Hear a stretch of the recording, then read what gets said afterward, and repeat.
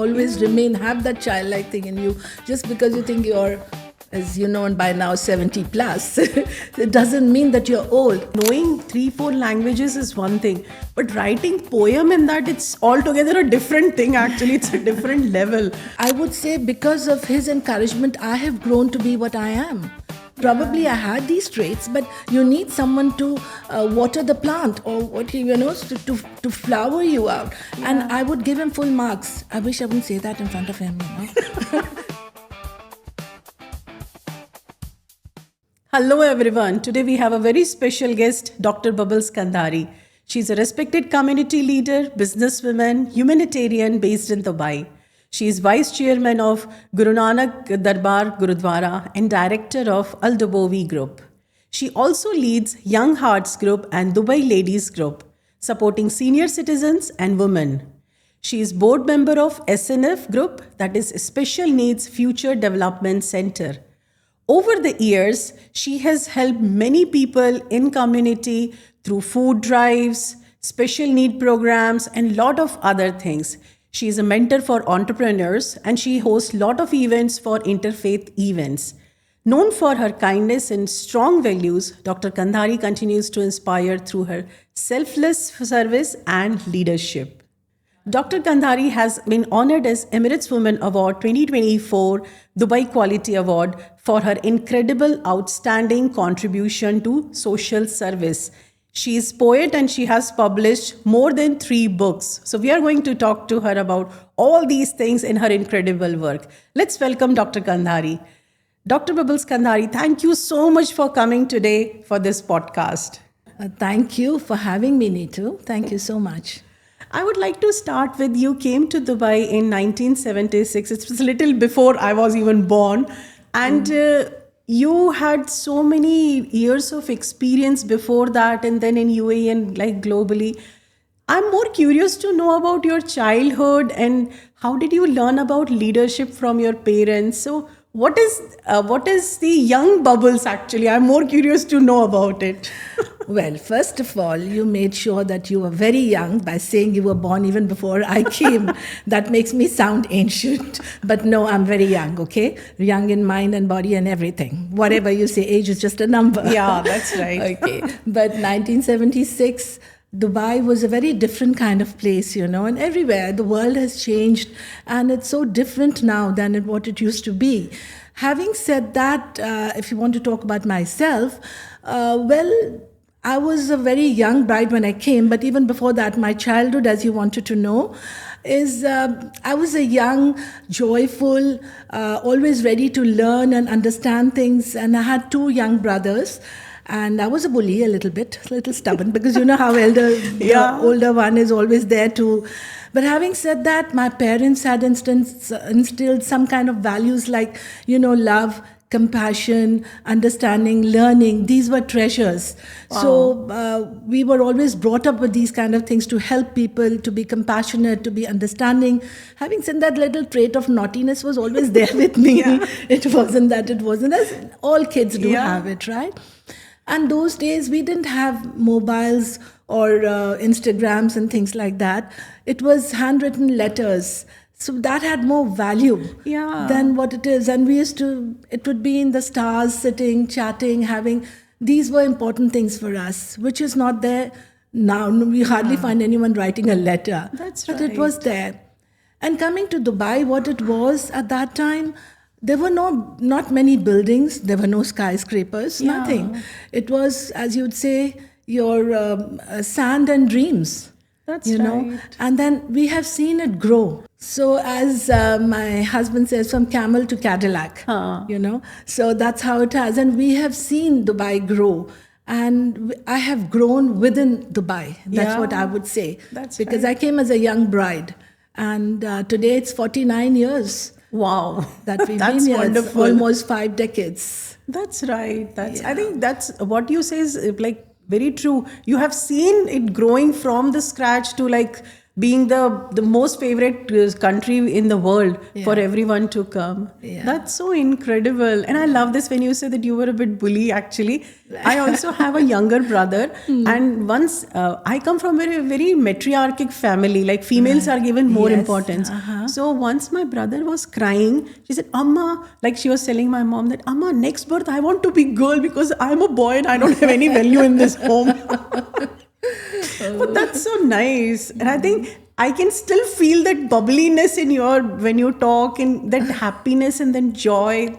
That childlike curiosity is still there. You should not forget your child this thing, always have that childlike thing in you. Just because you think you're, as you know, and by now 70 plus, it doesn't mean that you're old. It's where you are, it's out here. Yeah. You have to live the life with full joy.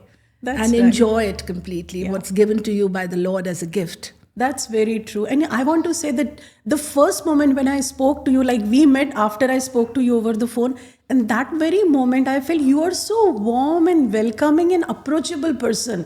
Like I speak to so many people, and within few seconds I felt, yes, I was getting goosebumps actually, and I was feeling good. So yes, you are definitely a very approachable, very welcoming person. And Thank you. yeah, and that has always stayed with me. With whomsoever I talk, I said, Dr. Bubbles, she's the most approachable person I have ever seen. Thank you so much. I'm curious to know about the story behind your name, because your name is so unique actually. In Punjabi, amongst the Sardars, normally all these girls have Bubbly and, these kind of names. So somewhere down the line, Bubbly stuck onto me. And then from Bubbly, it improvised or improved, whichever way, to Bubble. And from Bubble, it became Bubbles. That S was added by me. Okay. Because I loved it and I thought it just went with my personality. Yeah. Sometimes they say that the name you carry also affects you, or because what you are, you get the name. But I feel that even though I did have that personality, but it became even more after that name, I kind of adopted it or sort of contrived and made into what it was. And I really love it because that's how I am and that's how I want to be till the end of my life. Yeah, and it reflects, I think, everyone who meets you and knows you, they can feel it actually, that as I was saying, childlike curiosity, bubbly nature, everyone can feel that one. I think it's a perfect name. Thank you. You have done graduation in economics, and then I remember that time the girls were not encouraged much for the education, but you're highly qualified even before you came to Dubai. And then you are running a lot of businesses, traveling around the globe, helping a lot of entrepreneurs, like doing a lot of social service as well, director of the company. So beyond all these titles, who's Dr. Bubbles? Or I would say, who's Bubbles? Well, titles are lovely, but these are just the outer layers. What the core is and at the core, I'm a seeker and a person who wants to help people and uplift, people or whatever to the best of my ability. I like to connect dots between communities if I can, make people understand. And if I can make someone smile, a child or someone who needs, if I can do something, that for me is a complete day. Wow. And that's what I love to do. I'm fond of, other than that, I'm fond of poetry. I write, as you know, and I love music and I love life. Wow. That's what I am. This is so beautiful. I loved it actually. It brought tears in my eyes. I loved it so much. I remember my dad was in India and he was in hospital, and last time when I spoke to him, and his last sentence was, Khush raho, be happy. And I was just wondering, somebody is on his deathbed and he's saying this. So I think that makes a lot sense. That's a blessing. That's a blessing. We chase so many things in life. I'm getting emotional. But we don't realize that ultimately being happy, connecting with people is what gives us happiness. Yes. Yeah. It's so funny. 2 days ago, I was at a wedding, somebody's 90th birthday, and the daughter just told me that she'd lost her mother 14 years ago. So she says, I'm wearing my mother's sari and I'm wearing her bangles to make that she is also present. I started crying there and oh my God, everybody's looking at this exactly what she did now. I would like to know about your books. You are a poet, you have been RJ, and you have written a lot of poetry books. Ji. So I would like to know more about it. And which one is your favorite poem? Oh, that's like asking a child, mother, which one is your favorite, you know. But yeah, different times, different poems have been favorite depending on the situation, you know. But my thing is, which I find different from many others, is that I write in 3 different languages. Wow. And I write in English, I write in Hindi, Urdu, and I write in Punjabi also. Wow. So it's just that when that कहते हैं ना वो alarm होता है जो realisation होती है when that happens the language in which it comes it's always nice to write in that language because if you try to write it becomes very contrived so when it flows the way it does I just write it in that language and I feel that's one of my strengths you know that I can do in 3 different languages and when the book that is published eventually if I write it in English that's fine if I write in Hindi Urdu then I keep this similar script in English so that you know the people who understand the language but cannot read can read this so that's like if I say hum I'll write HUM in English side by side so then people can understand both so that's the way I do it and my first book was Bubbling Over which was just a compilation of 40 poems because it was our 40th anniversary and then the other 3 it's a trilogy which I'm going to be sending out next year first book was Dil Se which was 111 poems in 3 different languages which was to celebrate our 50th anniversary and then next was my husband's birthday, his milestone birthday, so for which I wrote a poem called Dil Se Dil Tak. Wow. And then the third one is for my milestone birthday, which is coming next year. That's why I'm going to keep it for next year, is Dil Ki Awaaz. So there are 3 dils in this involved. That's why I said it's a trilogy.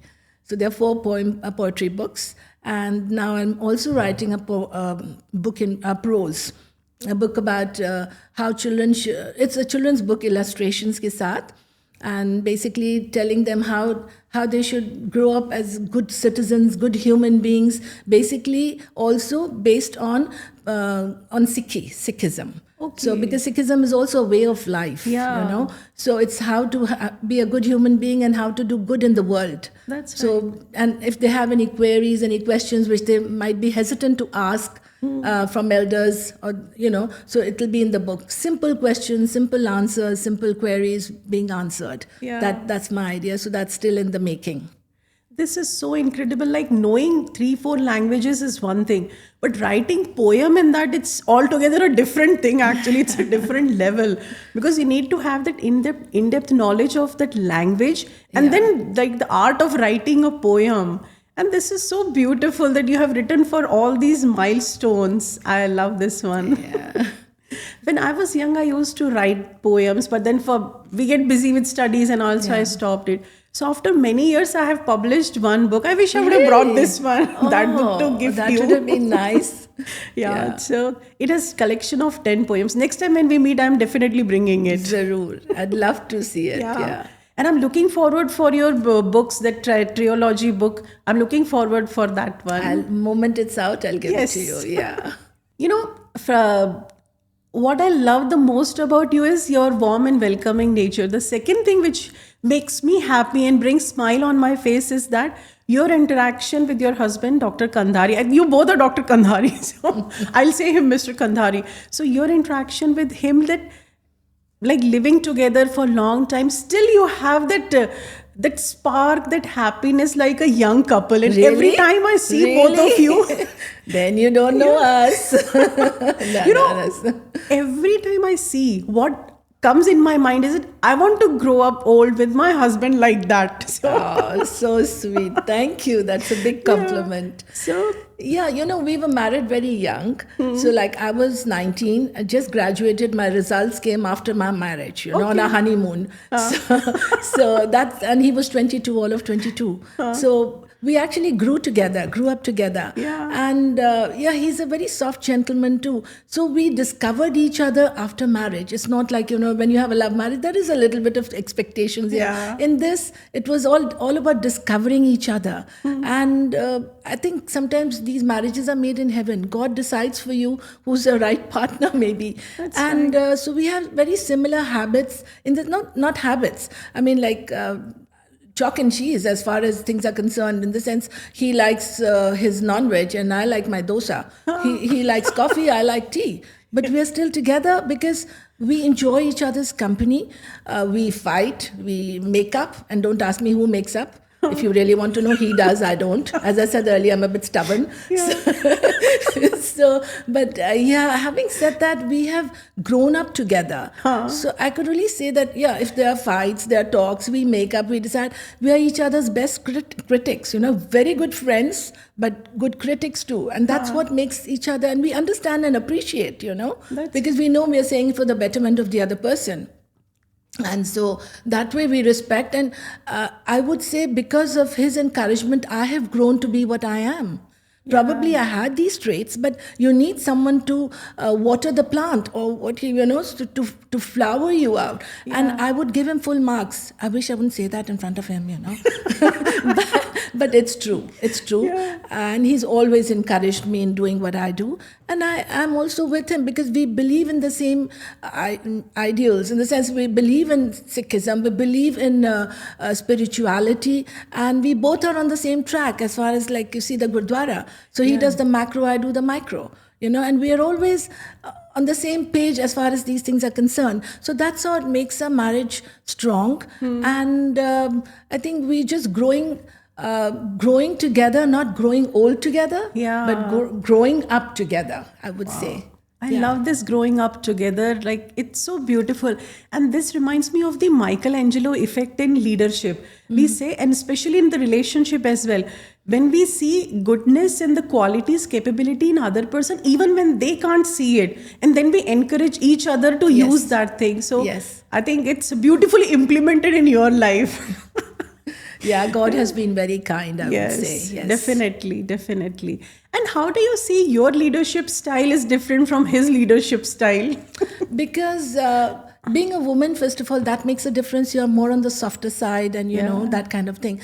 But for a man, his style is always different a little bit. I guess that. But we both understand, and the basic aim and goal is the same. So that's what matters. If your goal is the same, you understand where it's coming from, if he's saying something. And over the years, like, we have become dependent on each other for our views and trust each other, for the views and something. Like if you're going to make a major decision in the Gurdwara over something, or even in the office, for that matter, we discuss, and what do you think? Is this right? Then I would sometimes tell him no, or he would tell me, no, don't go this road. It's not right. Don't do this or don't do that, or let's do this or let's do that. So then, and we trust each other. We don't have to go out to find a decision with someone else always. It's the two of us, That's wonderful. And I think most companies now, they talk about diversity and inclusion. But when we have this kind of relationship, we are having it already. Same situation, we are seeing from different perspective. And that's so beautiful because we get the best out of it. And we know we want the best for each other. So that trust factor comes in also, That's right. I think it's not only the business and the leadership lesson, but it's a relationship lesson as well. Yes, absolutely. Me and my husband, we come from different part of India. I'm from the central India and he's from south. So our language, our food habits, everything is like 180 degree. And still we find the midway for it. Exactly. That's what I meant. Even my husband is from the south, though he's a Sikh. Okay. So we tease him, he's a Idli Sambar Sardarji. And I'm from Bombay. So I'm that vada pav. Okay. So we are so different that way. Food habits are totally different. I'm a vegetarian, he's a non-vegetarian for a start. So everything else goes different, But yet there's a commonality. So one can't say that you're different so you can't get along. That's right. When your common aim, your goals are eventually the same, everything else it's a variety. Like he has his non-veg biryani, I have my pulao. But yet we love each other. That's right. That's right. It's so beautiful. Like, I don't have words to express how beautiful it is. And the same thing can be implemented in relationship, in offices, corporate, everywhere. Tolerance, acceptance. Yeah. Not tolerance, acceptance. That's right. Acceptance of who you are and how you are, and you're still loved. Because everyone has faults. Yeah. But you weigh the faults against the plus points. Yeah. And you know that with every human being has faults. So with That's that you right. accept and love the person. Yeah. Then there's no fights anywhere. That's beautiful. And I love when you said that not tolerance, but acceptance. I think we get stuck with the tolerance that we have to tolerate. No, tolerance is, it's like a, how do you say, you're just, it's going down, you're not sort of, acceptance is on the same level. Tolerance is with a, kind of attitude like, okay, fine. I'll tolerate you for something. But you accept someone with the faults, with with everything. That is what is required. That's what's required in this world, to accept everybody, who they are, and not keep fighting over stupid, silly things that are going on in this world, unfortunately. That's right. And we don't have to pick every fight actually to win the war. We don't have to pick every battle to pick the war, like win the war. We can just drop off sometimes some arguments. Yeah. And I want my husband to see this podcast, because in our case also, he's the one who like finally make things right. Yeah. And he'll come and say sorry. One time my daughter told me, Amma, you never say sorry. And I say, I know strategies how to make him to say sorry to me. Typically for a woman, right? Oh God, yeah. You have been RJ actually, the radio jockey. So how was that experience? And if you can say something, what you used to say that time? Oh. Well, I started with 106.2 Hum FM, when that time it used to be Hum FM. And it actually, before that, I did a little stint in this TV serial called Dastan. Okay. And they said that, the person who was a producer was also connected with the radio. So he said when he heard my dialogue or dialogue delivery, he kind of felt that I can speak Urdu very well. So, which I didn't know I could, but he said, no, you have to. So he said, why don't you do this on the radio? Like, I've never done it. So he said, neither have you done TV, so why not? So, okay, and I never took it seriously. Then they called me, and from Hum FM there was a call, why haven't you come? We are waiting. I said, waiting for what? I didn't know, what happened. So he said, okay, can you come tomorrow, and we'd like to, do the program. So I said, but you haven't met me, you haven't spoken to me. So I heard you on the phone, that's enough. So just come. So the first recording that I did, first time when I went on the air, I was holding this lady's hand because I was like, I don't know what I'm going to say. But then after that, I started my own script writing and doing everything on air. And then I think for 10, 12 years, I did it, but just for fun. And then after that, after 20 years, now recently, about 2 years ago, I just had this thing that I wanted to do a Punjabi program, a cultural thing, people to understand from, what what the culture of Punjabi culture is. Yeah. And the songs that are, how the music, Punjabi music is so much loved by everybody. So I made this whole program, and I thought I'll tell somebody to do it. And then this person comes and says, there's no one better than you.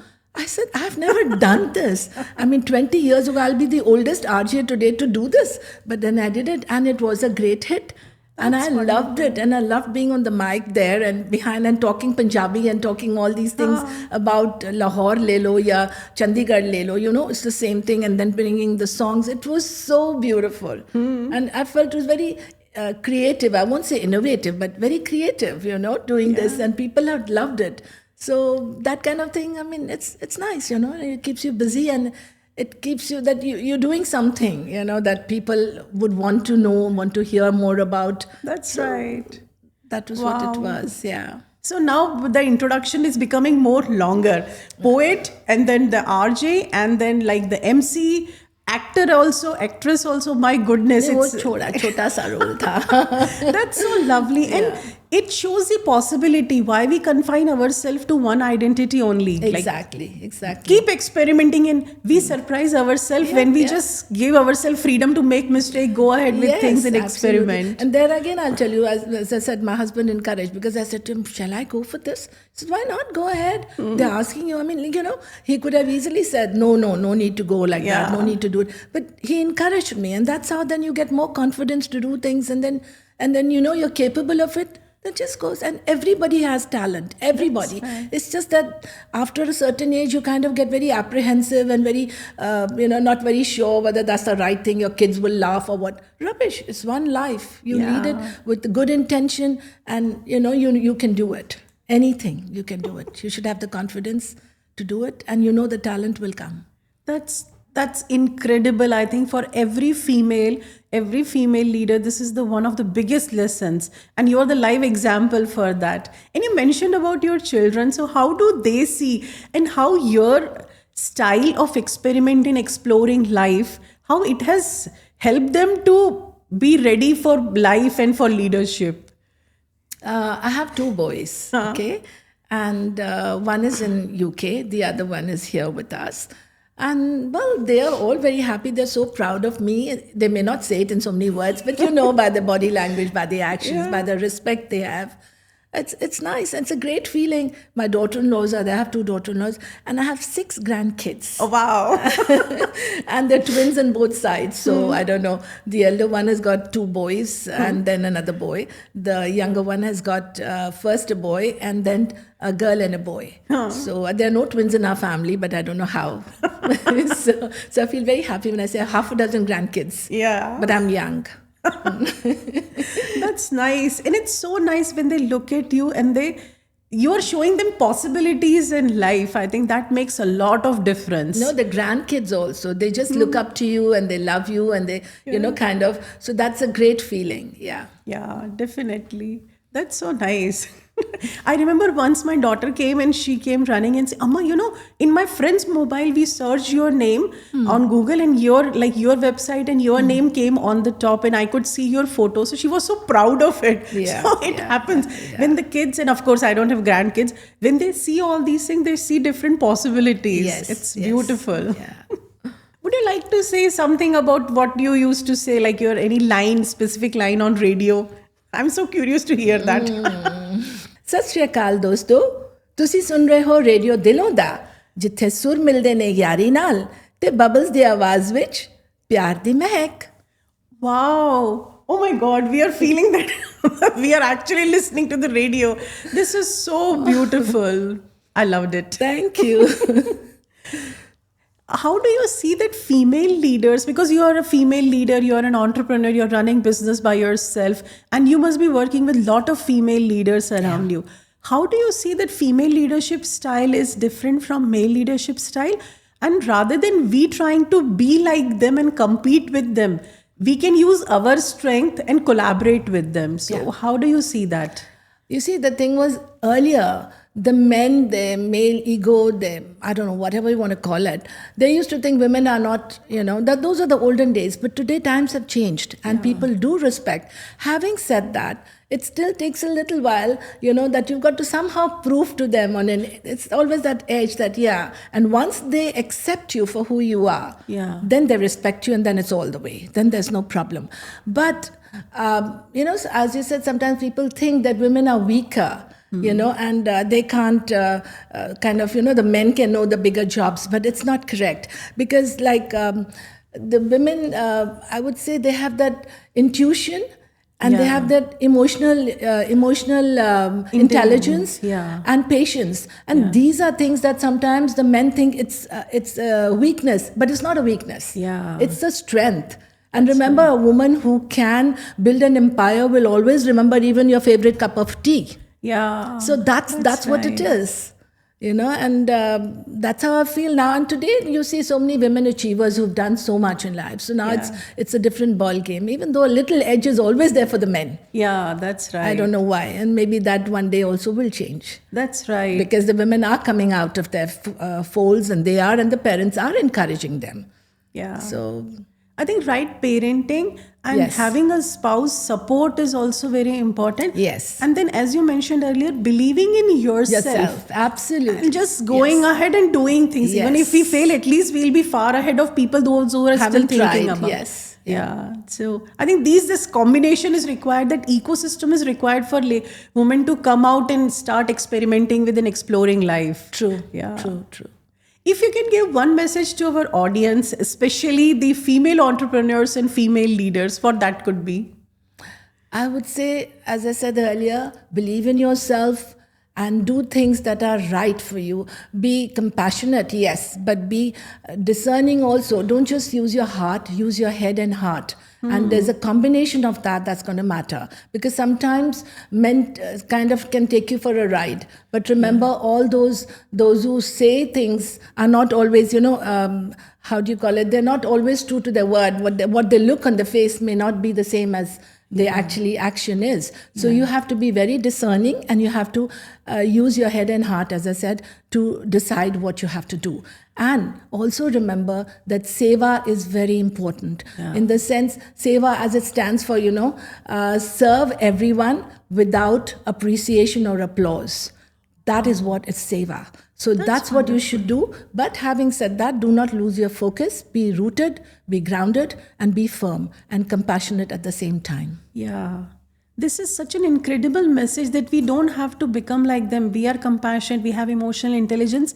Use that as our strength rather than as our weakness. Yeah. When I was working with companies, and I'm a very emotional person, so I love my work. I know that. And in my office, I used to cry a lot, not because I'm sad, but because I love my work so much.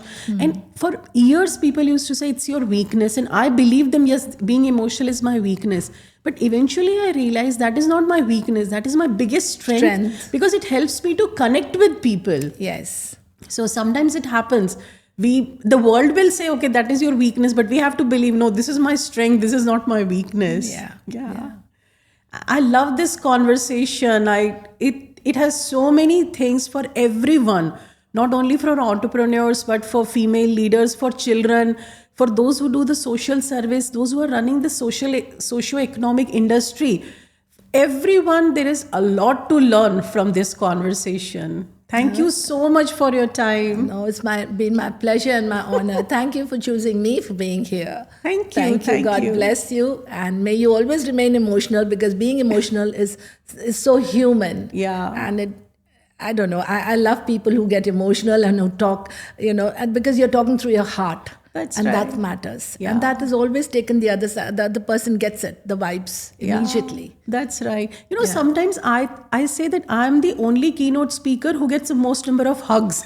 Because the moment I get down off the stage, people come, and the random people, they come, Neetu, we loved your keynote, and they just come and hug. And once my husband also said, why everyone is coming and hugging you? I said, maybe I'm their Baymax. That's why they just come, feel comfortable with that. But what you said is right. People can feel it. They can sense that one. Absolutely. And so many directors, so many managers told that this is your weakness and you should not be emotional about things.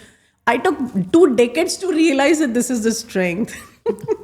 Thank you so much. Thank you so much. No, thank you. Thank you for having me. It was a pleasure being here. Yes. God bless. Thank you so much, everyone, for watching this. I'm 100% sure you would have enjoyed it, and each one of you would have got some important things to take away from this conversation, whether you're an entrepreneur, female leader, any industry leader, you are a young child, or running a social service, anything you are doing, there is a lot to learn from this conversation. So if you liked it, please share with your friends and family. You never know who will get inspired. Subscribe for more leadership and business conversation. Thank you.